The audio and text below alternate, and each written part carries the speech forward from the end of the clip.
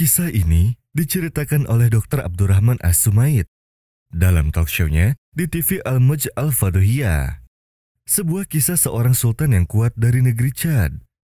Dr. Abdurrahman berkata, Sultan ini sangat membenci Arab, juga Muslimin. Orang-orang Islam di sana menjauhinya karena takut disiksa olehnya dan sering terdengar pembunuhan-pembunuhan Muslimin karena kekejamannya. Maka kami datang ke sana dan membagikan makanan berbuka puasa Ramadan untuk orang-orang Muslim. Dan kabar itu cepat datang padanya. Ia bertanya-tanya, mengapa mereka membagikan makanan? Dikatakan padanya, karena mereka adalah saudaranya, dan mereka semua adalah orang Islam. Apakah si pendonasi melihat ini semua? Tidak, wahai Sultan. Maka sang Sultan pun terkesima. Setelah lewat 2 bulan, mereka memberikan hewan-hewan kurban. Sultan bertanya lagi dengan pertanyaannya yang sama, dan dijawab dengan jawaban yang sama pula. Saat kami menemuinya, kami sedikit membicarakan Islam padanya, dan kami memintanya agar tidak melakukan pembunuhan. Kami pun membacakan hadis Nabi Shallallahu Alaihi Wasallam yang berbunyi, hancurnya dunia seluruhnya itu lebih ringan daripada setetes darah yang tumpah tanpa hak.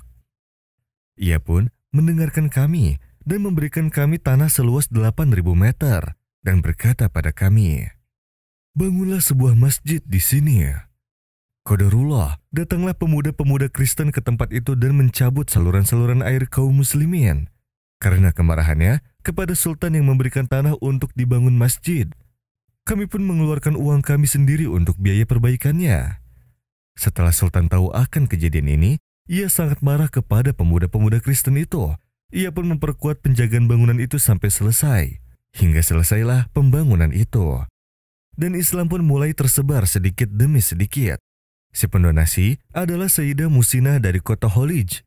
Kami memberitahunya akan susah dan sulitnya untuk mendatangkannya ke sini. Sultan pun yang memberitahu kami bahwa ia akan datang ke Kholij, dan kami pun bisa berjumpa padanya. Sang Sultan masuk Islam dan mengubah namanya menjadi Abdul Aziz. Ia bersumpah tidak akan tidur pada malam ini sebelum dapat bisa menghafal surat Al-Fatihah. Dan diutuslah seorang lelaki untuk membimbingnya sampai ia hafal. Saat subuh tiba, ia pun sholat subuh. Kemudian ia berkata, aku tidak akan tidur malam ini sebelum menghafal surat Al-Ikhlas.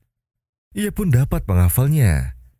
Keesokan harinya, ia berangkat pergi umroh dan bertemu para tokoh Saudi. Ia pun sangat senang. Ia pulang ke negerinya dengan sukacita. Semua orang menyambutnya dengan gembira. Banyak orang berdatangan kepadanya walau dari jauh. Ia dapat mengislamkan beberapa ribu orang. 8 di antaranya adalah para sultan. Dan setiap sultan mengislamkan sekurang-kurangnya 200 orang. يا أيها الذين آمنوا اركعوا واسجدوا واعبدوا ربكم وافعلوا الخير لعلكم تفلحون وجاهدوا في الله حق جهاده هو اجتباكم وما جعل عليكم في الدين من حرج ملة أبيكم إبراهيم هو سماكم المسلمين من قبل وفي هذا ليكون الرسول شهيدا عليكم وتكونوا شهداء على الناس فأقيموا الصلاة وآتوا الزكاة واعتصموا بالله هو مولاكم فنعم المولى ونعم النصير.